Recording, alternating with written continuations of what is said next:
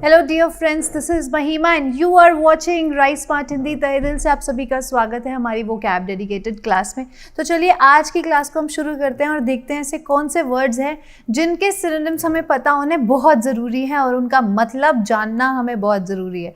तो भाई प्लीज़ इस सेशन को लाइक कर देना, एंड तक देखना और शेयर तो करना ही है, ठीक है। अपने दोस्तों के साथ, अपने फ्रेंड्स के साथ, अपने रिलेटिव्स के साथ, सभी के साथ शेयर कर दो जो अपना सपना पूरा करना चाहते हैं। और जैसे कि मैंने आपको आज अपनी लाइव क्लास में भी बताया था कि हमारे करवाए हुए क्वेश्चंस डायरेक्टली सीपीओ के एग्ज़ाम में आ रहे हैं, सीजीएल के एग्ज़ाम में आ रहे हैं, एमटीएस के एग्ज़ाम में आ रहे हैं। तो अब फिर देर किस बात की यार, जो हम कहते हैं वो हम पूरा करते हैं। तो फिर अब आपकी बारी है कि आप आपकी जो ड्यूटी है वो उसको पूरा करें, क्योंकि हमारा जो टारगेट है वो है आपका सिलेक्शन। तो हम सिर्फ वही क्वेश्चंस कराते हैं जो सिर्फ आपके एग्जाम में पूछे जाते हैं, और इसका प्रूफ आपको बहुत जल्द मिलने वाला है। इसीलिए आपको राइस पार्ट को चेक करते रहना है बार बार, क्योंकि कब वो वीडियो आउट हो जाए आपको नहीं पता, ठीक है। तो प्लीज़ चेक करते रहिएगा और इस सेशन को लाइक और शेयर तो करना ही है। देखो पहला वर्ड आता है, पहला वर्ड हमारा जो है, पहला वर्ड कहता है अबैंडन। देखो हमने ये वर्ड पहले भी डिस्कस किया है। अबैंडन मतलब बंधन, एक बंधन को तोड़ देना, ठीक है, किसी एक बंधन को तोड़ देना। ये देखो यहाँ पे एच ही मिसिंग है, वरना ये बंधन बन जाता है।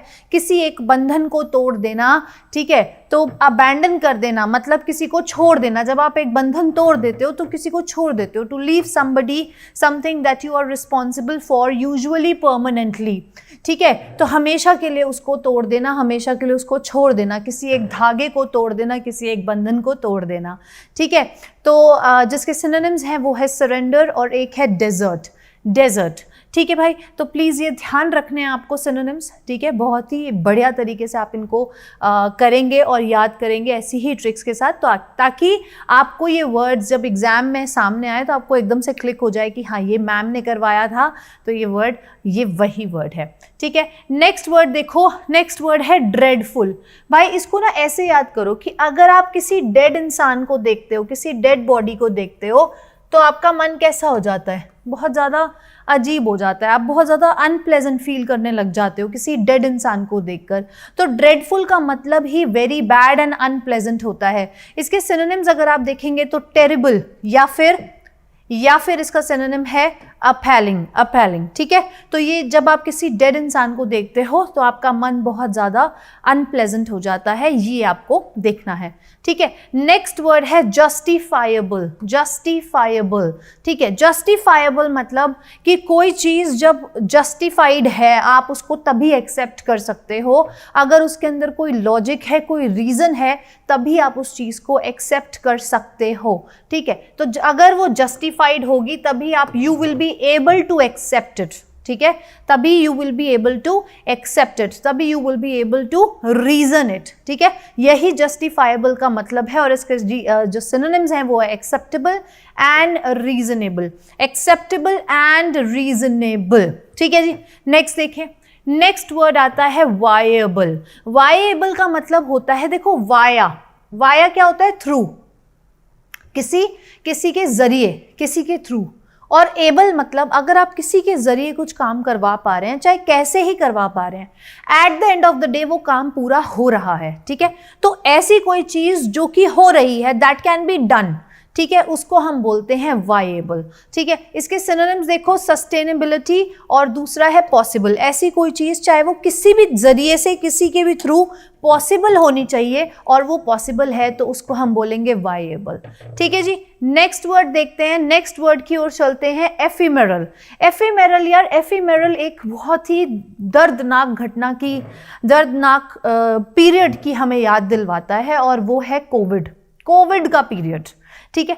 कोविड के पीरियड में क्या हुआ था याद होगा आप सभी को। एक टाइम ऐसा आया था जब इंसान को एडमिट करने के लिए हॉस्पिटल में बेड्स नहीं थे, जब इंसान को उसका अंतिम संस्कार करने के लिए शमशान घाट में जगह नहीं थी, ठीक है। तब क्या हुआ था? तब एक तरीके से अपॉइंटमेंट लेनी पड़ती थी शमशान घाट में कि इतने बजे से इतने बजे तक अवेलेबल है, आप आएँ और अंतिम संस्कार कर दें, राइट। काफ़ी दर्दनाक, काफ़ी डिप्रेसिंग पीरियड रहा है वो हम सभी की ज़िंदगियों में, और हम नहीं चाहेंगे कि ऐसा टाइम कभी दोबारा वापस आए। लेकिन उस टाइम पे एक चीज़ हुई थी कि गवर्नमेंट ने एक इलेक्ट्रॉनिक फ्यूनरल स्टार्ट कर दिया था, इलेक्ट्रॉनिक फ्यूनरल, जिसमें डेड बॉडी जो है वो जल जाती है खुद ब खुद इलेक्ट्रॉनिक तरीके से, और वो 30 मिनट्स में 25-30 मिनट्स में वो कम्प्लीटली बर्न हो जाती है।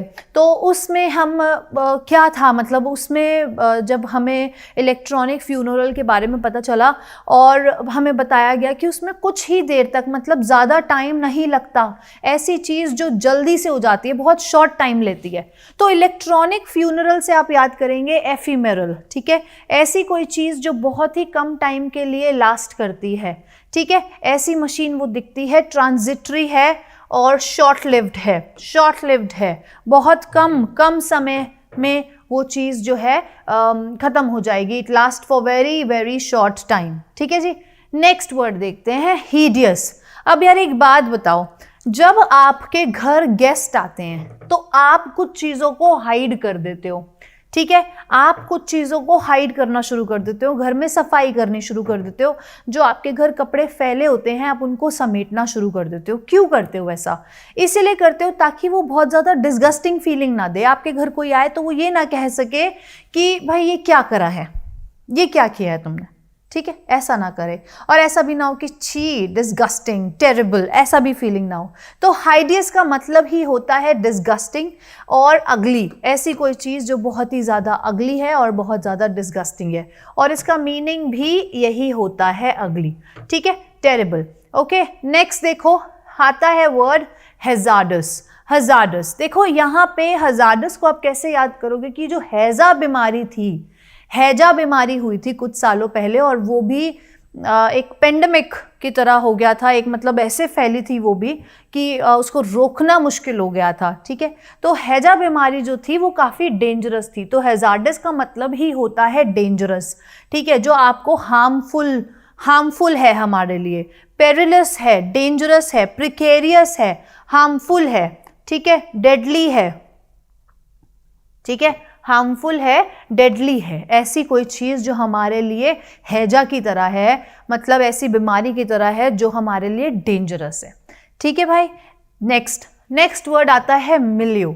मिलियो, भाई मैं तब तुझसे मिलने आऊँगी, मतलब ये देखो, हस्बैंड वाइफ सोच लो, गर्लफ्रेंड बॉयफ्रेंड सोच लो, जब वो एक दूसरे से मिलते हैं तो आसपास का माहौल कैसा हो जाता है, कैसा हो जाता है, बहुत ही सुहाना माहौल हो जाता है, बहुत ही अच्छी सराउंडिंग्स हो जाती हैं, बहुत प्लेजेंट फील करते हैं लोग, ठीक है। तो मैं जब तुमसे मिलूंगी, मतलब मैं जब मिलूंगी यू से, मतलब तुमसे, यू मतलब क्या है यहाँ पे, तुमसे, ठीक है, तो फिर मौसम कैसा हो जाएगा, अच्छा एनवायरनमेंट हो जाएगा, एक सोशल एनवायरनमेंट, बहुत ज़्यादा माहौल जो है काफ़ी लाइवली हो जाएगा, ठीक है। तो सोशल एनवायरनमेंट को बोलते हैं मिलियू, ठीक है, और इसको हम सराउंडिंग्स के नाम से भी जानते हैं और एनवायरनमेंट के नाम से भी जानते हैं, एनवायरनमेंट के नाम से भी जानते हैं। तो प्लीज़ इसको ध्यान रखना कि मिलना किससे, यू से, मतलब तुमसे, ठीक है, तो ये वर्ड आपको याद रहेगा। नेक्स्ट देखो इनोकुअस। इनोकुअस में इनो आ रहा है वर्ड, है ना, इनो आ रहा है, इनो। अब इनो क्या करता है, आपको जो भी बीमारी होती है ना, आपकी वो बीमारी दूर कर देता है। इनो जो होता है वो आपकी बीमारी दूर कर देता है। अब आपको है एसिडिटी की प्रॉब्लम, अब लोग कहते हैं आप इनो पी लो, तो एसिडिटी क्या हो जाएगी, खत्म हो जाएगी, है ना, मतलब हार्मफुल नहीं है, हार्मलेस है, हार्मलेस है। इनोकुअस का मतलब होता है हार्मलेस, कोई ऐसी चीज़ जो आपके लिए प्रॉब्लमैटिक नहीं है, इनऑफेंसिव है, ठीक है, या फिर बेनल है, ठीक है, आपको दिक्कत नहीं पहुंचाएगी, ठीक है। और इसका जो उल्टा होता है वो होता है हार्मफुल, जैसे अभी हमने लास्ट टू लास्ट वर्ड किया, हार्मफुल, डेंजरस, पेरिलस, ठीक है, ये सारे इसके क्या हैं, एंटोनिम्स हैं, सारे क्या हैं इसके, एंटोनिम्स हैं, पेरिलस, ठीक है। तो ये सारे इसके एंटोनिम्स हैं, और जो ये सर्कल में है वो इसके क्या है, सिनोनिम्स है, सिनोनिम है, ठीक है जी। ओके, नेक्स्ट वर्ड आता है बेनेडिक्शन। भाई आपको पता है कि एक नई नवेली दुल्हन के 100 नाम होते हैं, किसी स्टेट में उसको बहू बोल के पुकारा जाता है, किसी में बोल के पुकारा जाता है उसको बनड़ी, ठीक है, कुछ किसी में बन्नो बोला जाता है, बनड़ी बोला जाता है।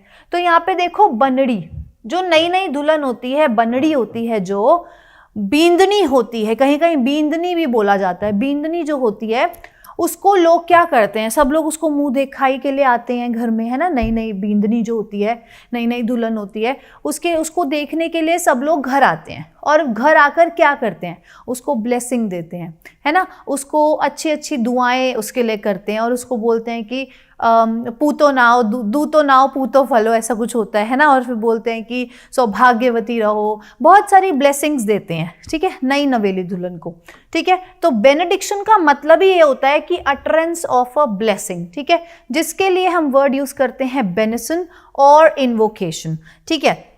एक तरीके से आप किसी को ब्लेसिंग दे रहे हो, किसी को ब्लेसिंग्स देना, उसको बोलते हैं बेनेडिक्शन, ठीक है भाई। तो ये थे आज के हमारे 10 शब्द, जिनको मुझे लगता है कि मैं बहुत ही अच्छे तरीके से आपको बता पाई। अच्छा, यहाँ पे एक चीज और आप समझ सकते हो, देखो ये जो बेन है, बेन मतलब बेन जो है एक रूट वर्ड है और एक मैल रूट वर्ड है। तो मैल यूज होता है नेगेटिव चीजों के लिए, है ना, और बेन यूज होता है पॉजिटिव चीजों के लिए। मतलब बेन मतलब कोई अच्छा काम करने वाली बात हो रही है, अच्छी चीज की बात हो रही है। और मैल मतलब मालेवलेंट एक और वर्ड है, जो बुरा सोचता है दूसरों का, है ना, वो नेगेटिव है। मैल मतलब नेगेटिव, ठीक है। तो ये आपके दोनों रूट वर्ड्स हैं जिनसे आप याद कर सकते हो, ठीक है भाई। तो यार ये थे आज के हमारे वर्ड्स, जिनको मुझे लगता है कि आपको बहुत अच्छे से समझ में आएंगे। और हाँ, बिल्कुल इनका टेस्ट होने वाला है इसी वीक में या फिर नेक्स्ट वीक में, हम बहुत जल्दी डिसाइड करेंगे और आपके साथ में शेयर करूंगी कि कब होगा टेस्ट। तब तक अपने आप को जो है ना बकल अप करते रहो और अपनी नॉलेज को ब्रश अप करते रहो, ठीक है। कल मिलेंगे, तब तक के लिए आप लोग सभी लोग खुश रहिए, मुस्कुराते रहिए। God bless you all, bye bye.